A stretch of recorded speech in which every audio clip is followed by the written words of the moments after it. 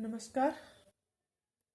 आज के अपने YouTube channel Manan academy of mathematics पर आपका एक बार फिर से स्वागत है। आज की कड़ी अपनी सीरीज फटाफट में हम कर रहे हैं आज फंक्शन करेंगे। सेट रिलेशन हम कर चुके हैं, दूसरा आता अपना फंक्शन क्या होता है।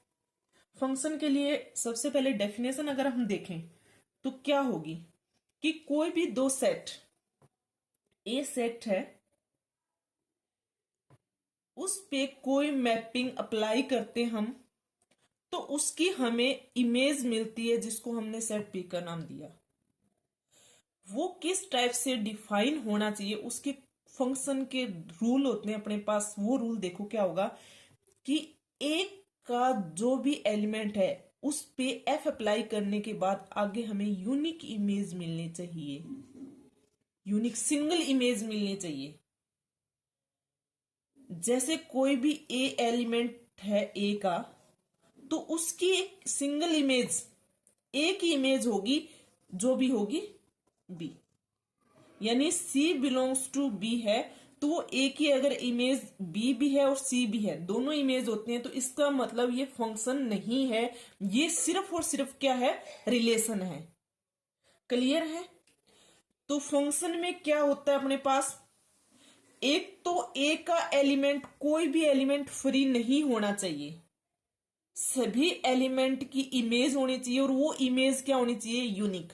तो दो कंडीशन हमेशा याद रखना कि ए में कोई भी तो एलिमेंट फ्री नहीं है, ऐसा एलिमेंट नहीं है जिसकी बी में कोई इमेज नहीं है।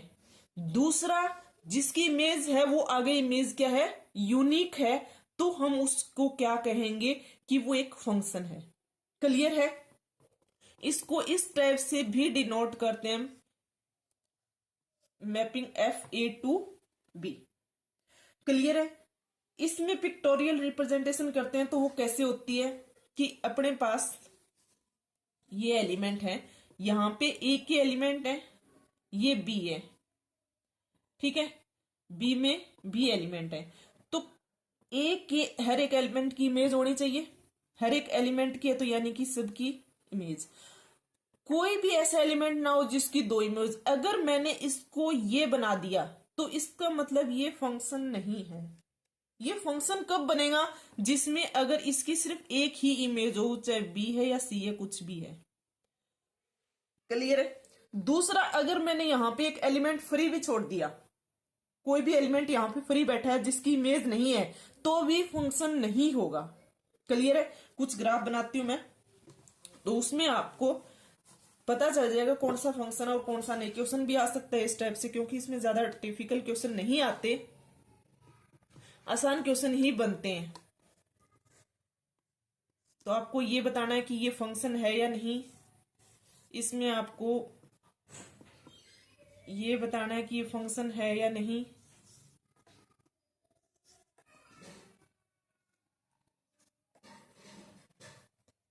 ये बताना है कि ये फंक्शन है या नहीं।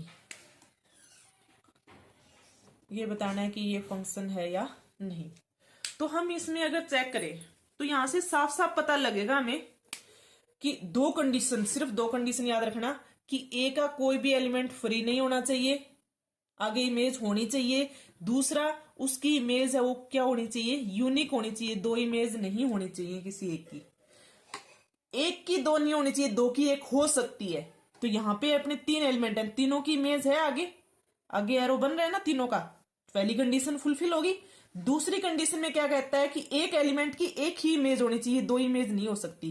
तो इसकी भी एक है, इसकी भी एक है, इसकी भी एक है, दो की एक इमेज हो सकती है, तो इसका मतलब ये फंक्शन है।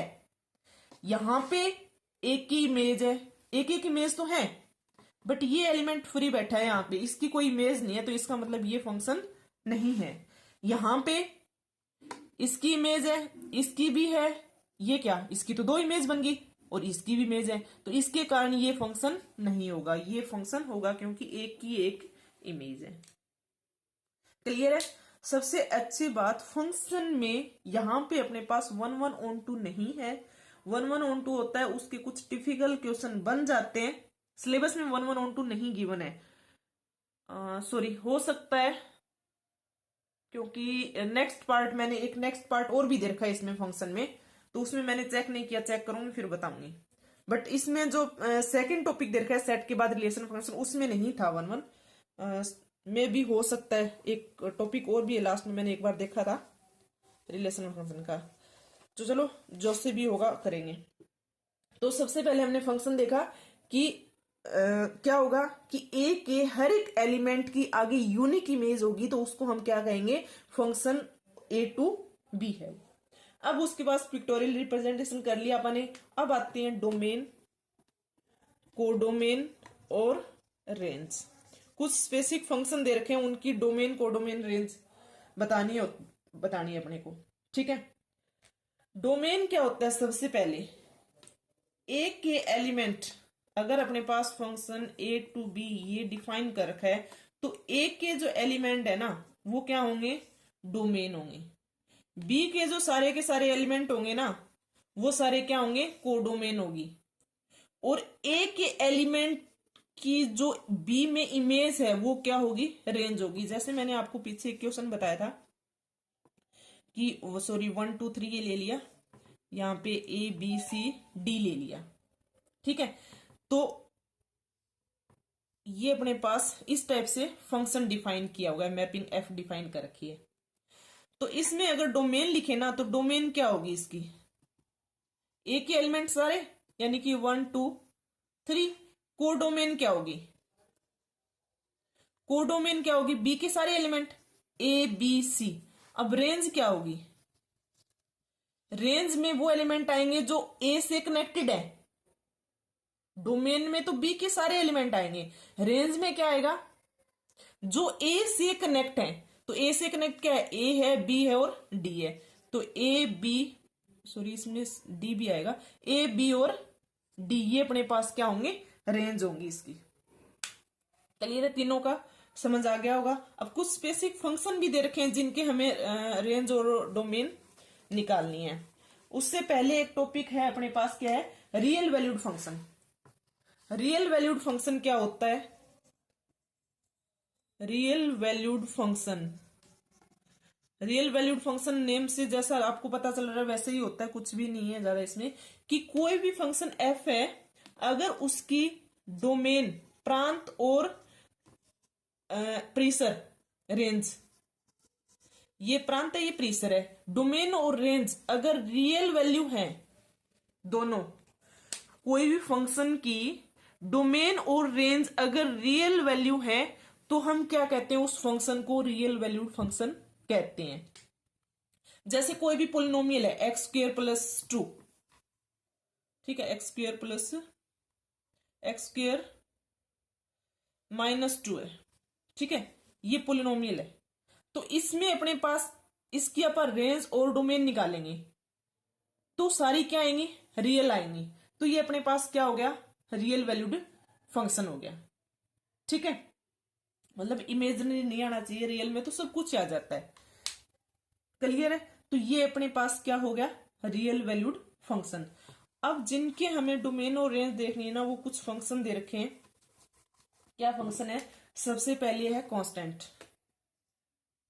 कांस्टेंट फंक्शन आप सबको पता होगा कि कांस्टेंट फंक्शन क्या होता है, f x is equal to एक कांस्टेंट सी ले लिया।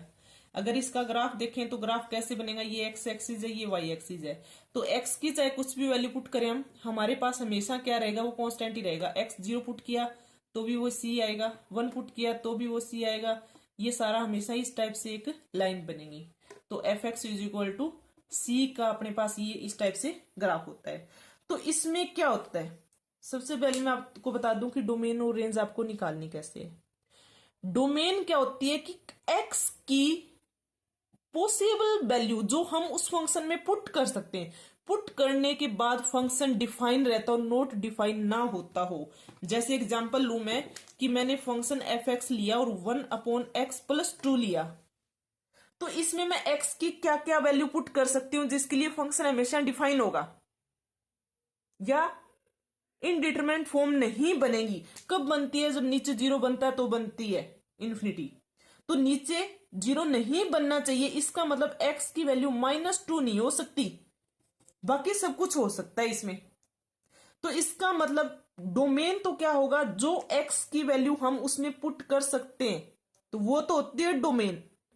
जो हमें आउटपुट मिलती है वो क्या होती है, रेंज। निकालते कैसे हैं रेंज, जैसे ये फंक्शन है, इसकी डोमेन मैंने निकाली, तो डोमेन तो क्या है इसकी, इस फंक्शन की, रियल में से सिर्फ क्या माइनस करना है अपने को, -2 माइनस करना है। क्लियर है।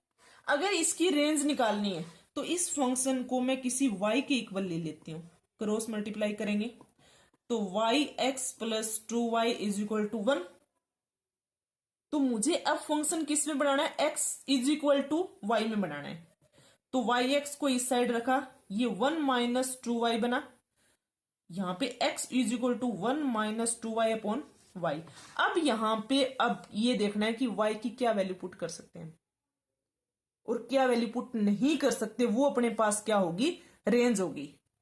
तो y की क्या वैल्यू पुट नहीं कर सकते, 0 पुट करते, नीचे 0 बनेगा। अगर यहां पे y = 0 पुट किया तो 0 बन गया। तो इसका मतलब हर रियल वैल्यू पुट कर सकते हैं, सिर्फ किसके, 0 के अलावा। तो इसकी जो रेंज होगी वो रेंज क्या होगी, ये तो अपने पास डोमेन थी, रेंज होगी वो रियल नंबर होंगे, रियल में से क्या माइनस करना है, 0 माइनस करना है। तो इस टाइप से आप डोमेन और रेंज निकाल सकते हैं। दूसरा हमें यह ध्यान रखना है डोमेन रेंज निकालने के लिए कि जो लॉग का फंक्शन है, लोगरिथम का लॉग है, वो हमेशा क्या होता है, लॉग के अंदर जो भी फंक्शन होता है ना f(x), वो हमेशा क्या होना चाहिए, >0 होना चाहिए। ठीक है, वो उसकी क्या होगी, डोमेन होगी। अगर रूट में देखते हैं, रूट में है तो रूट के अंदर वैल्यू हमेशा क्या होनी चाहिए, पॉजिटिव, यानी कि >= 0 होना चाहिए। अगर फ्रैक्शन में p/q है तो q ≠ 0 होना चाहिए। 2-3 बातें आपको ध्यान रखनी है डोमेन और रेंज निकालते टाइम। क्लियर है। तो हम सबसे पहले कर रहे थे कांस्टेंट फंक्शन। तो कांस्टेंट किसके इक्वल होता है, f(x) = c। तो इसकी अगर डोमेन देखें तो डोमेन क्या होगी, x की कुछ भी वैल्यू पुट कर सकते हैं, किसी के लिए नोट डिफाइन नहीं है, तो पूरा रियल नंबर होगा। बट आउटपुट क्या मिल रही है, हमेशा c ही तो मिल रहा है हमें। तो इसका मतलब जो रेंज होगी वो रेंज क्या होगी, c होगी। तो ये कांस्टेंट फंक्शन की डोमेन और रेंज है। अब मैं सबकी निकाल के आपको नहीं दिखाऊंगी, डायरेक्ट बता रही हूं। अगर आपको कहीं भी कोई प्रॉब्लम आती है तो वो पूछ सकते हैं। नेक्स्ट है identity function.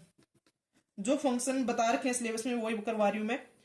f(x) = identity function क्या होता है, x कि हम जो वैल्यू पुट करें आउटपुट हमें सेम मिले, तो वो क्या होता है, आइडेंटिटी। हमारी आइडेंटिटी क्या होती है, हम खुद ही तो होते हैं अपनी आइडेंटिटी में।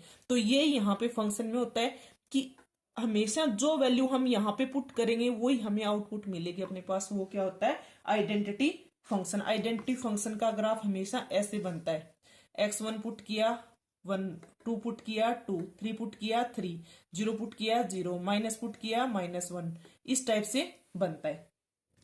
तो इसमें क्या होगा, डोमेन और रेंज दोनों क्या होंगे, रियल नंबर ही तो होगा, कुछ भी पुट कर सकते हैं, जो पुट करेंगे वही आउटपुट मिलेगी हमें सेम। क्लियर है। तो दोनों क्या होंगे, रियल नंबर होंगे। कोई भी पोलिनोमियल लेते हैं, पोलिनोमियल है अपने पास कोई भी, तो उसकी जो डोमेन है वो डोमेन क्या होती है, आर होगी, और रेंज उसकी क्या होगी, आर होगी। ध्यान रखना है डोमेन पोलिनोमियल जो ले रहे हैं वो रियल वैल्यूड फंक्शन होना चाहिए, रियल वैल्यूड फंक्शन होना चाहिए। तो डोमेन और रेंज दोनों क्या होंगी, इसकी रियल नंबर होंगी पोलिनोमियल की। नेक्स्ट है रेशनल फंक्शन। रेशनल में क्या होगा, रेशनल फंक्शन अपना p/q, मैंने बता दिया कि q है वो ≠0 होना चाहिए। तो उस फंक्शन के अकॉर्डिंग डोमेन और रेंज निकलेंगी इसकी। डिवाइड में 0 नहीं बनना चाहिए, तो वो हमें नेग्लेक्ट करना होता है। क्लियर है, जो मैंने बता दिया था कैसे सॉल्व करना आपको। नेक्स्ट आता है मॉडुलस फंक्शन। मॉडुलस फंक्शन में क्या होगा कि f(x) = mod x गिवन होता है। इस फंक्शन को अगर आप डिफाइन करते हैं, तोड़ते हैं, तो क्या मिलता है अपने को कि -x मिलेगा जब x > 0 होगा, -x मिलेगा जब x <= जीरो होगा। ठीक है, तो देखो जब मैं वैल्यू यहाँ पे प्लस माइनस जीरो कुछ भी वैल्यू पुट कर सकती हूँ, सब कुछ पुट कर सकती हूँ, इसका मतलब डोमेन तो क्या होगी अपने पास, रियल। बट आउटपुट क्या मिलेगी हमें, हमेशा पॉजिटिव नंबर मिलेंगे। अगर जीरो पुट किया तो जीरो मिला, वन पुट किया तो वन मिला, माइनस वन पुट करने के बाद भी वन मिलेगा। तो इसका मतलब नेगेटिव वैल्यू हमेशा आउटपुट में नहीं आएंगी। तो इसका मतलब रेंज जो होगी वो क्या होगी, R positive. But R positive में जीरो इंक्लूड नहीं होता, तो यूनियन लेना है किसके साथ, जीरो के साथ, क्योंकि इसकी आउटपुट जीरो भी आएगी। तो ये अपने पास इसकी मॉडुलस की होगी। नेक्स्ट है सिग्नम फंक्शन। सिग्नम फंक्शन क्या होता है कि f x is equal to mod x upon x, ये होता है। अगर इस फंक्शन का आप देखें, डिफाइन करें इसको, तो क्या बनेगा, वन आएगा कब, जब एक्स ग्रेटर देन जीरो होगा। जीरो आएगा कब, जब एक्स इक्वल टू जीरो होगा। माइनस वन आएगा कब, जब एक्स लेस देन जीरो होगा। क्लियर है, तो ये अपने पास इस टाइप से ये फंक्शन डिफाइन होता है। तो अब इस फंक्शन में एक्स की वैल्यू तो कोई भी पुट कर सकते हैं।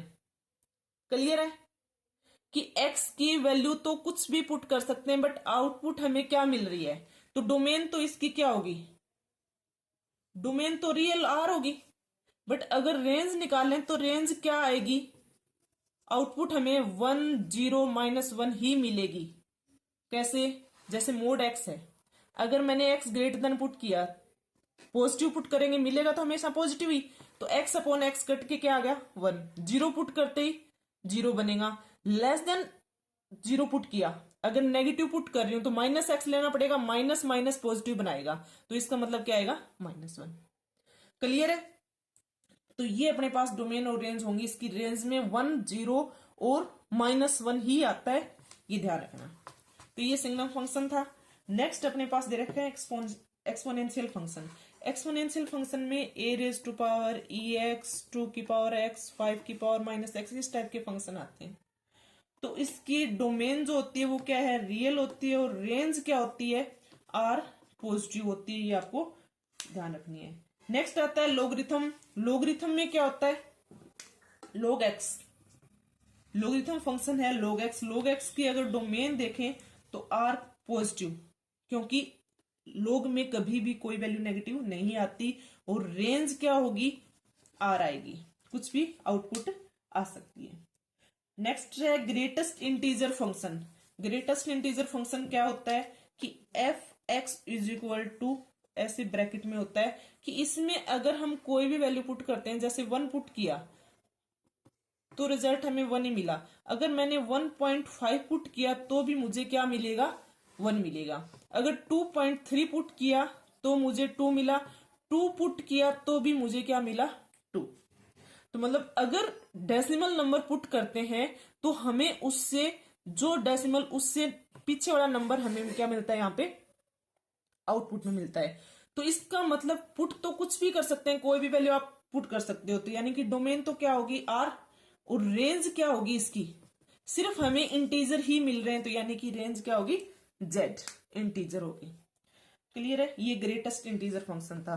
तो ये कुछ फंक्शन डिफाइन दे रखे उसमें बाय नेम, कि इन फंक्शन की हमें डोमेन और रेंज पता होनी चाहिए। बाकी इनमें और भी आ जाते हैं इनके एग्जांपल ग्रेटेस्ट इंटीजर में, जैसे कि अपने पास मॉडुलस फंक्शन है, तो मॉडुलस फंक्शन में मोड एक्स प्लस एक्स आ गया, मोड एक्स माइनस एक्स आ गया, या एक्स प्लस टू आ गया।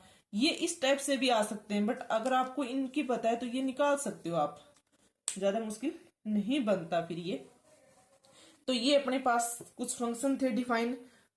अब नेक्स्ट दे रखा है कि फंक्शन का सम डिफरेंस, ये शायद आराम से आप निकाल सकते हो, ज्यादा मुश्किल नहीं है। कि एक फंक्शन एफ एक्स है x plus to, ji x है x square plus x plus three, तो आपको प्लस करना है एफ प्लस जी, तो दोनों को प्लस कर सकते हैं आप। एफ एक्स किसके इक्वल होगा, ये f x plus g x के। तो एफ एक्स क्या है अपने पास, x plus two plus x square plus x plus three, तो सम कर देंगे, नॉर्मल सम है 2x प्लस 5। तो सम डिफरेंस ये शायद आप आराम से कर सकते हो, ज्यादा इन पे क्वेश्चन भी नहीं बनने वाले। क्वेश्चन बनेंगे आपके डोमेन रेंज से, कि डोमेन और रेंज पूछेगा। फंक्शन से ये ही क्वेश्चन बनने के चांस है कि कोई फंक्शन दे दिया, उसके आपसे डोमेन पूछी जाए या रेंज पूछी जाए। तो ये अपना फंक्शन का टॉपिक कंप्लीट हो गया।